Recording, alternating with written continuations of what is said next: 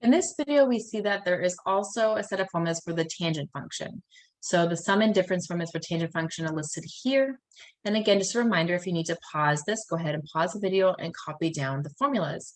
I also suggest, I'm going to say it over and over again, keeping a running list of these formulas that you just keep using over and over. So you do want to have those sine, cosine, and tangent values that we're constantly using, all the formulas that we constantly use, the identities and so on. So have them someplace easy that you could access it. So here are your two tangent functions for sum and difference. And we're going to go ahead and use it. In one example here, we're going to verify the following identity. So let's jump right in. Here, I'm going to start on the left side. The right side does look a little bit more complicated, if I'm being honest.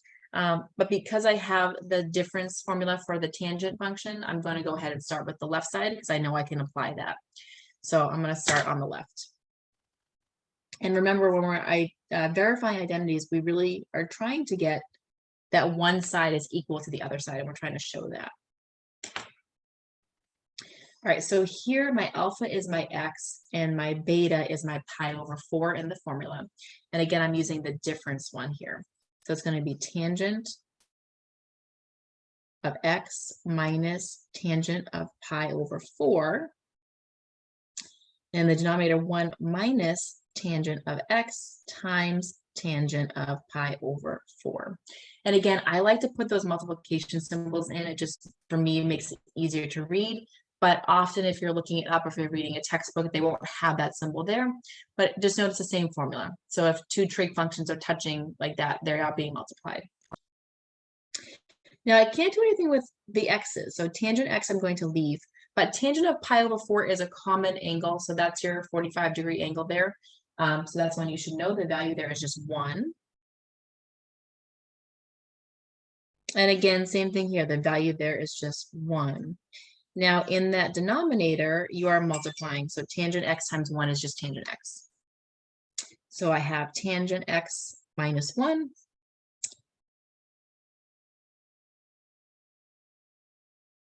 And then in my denominator, oh, I want to be careful here. See, I made a mistake and nobody even noticed, but I'm noticing now because I'm saying something doesn't look right.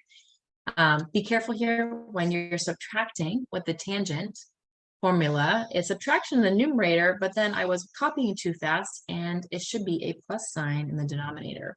So make sure you make that correction. See, we all make mistakes. Sometimes I'm working too fast and I'm trying to talk while I'm writing at the same time, which doesn't help.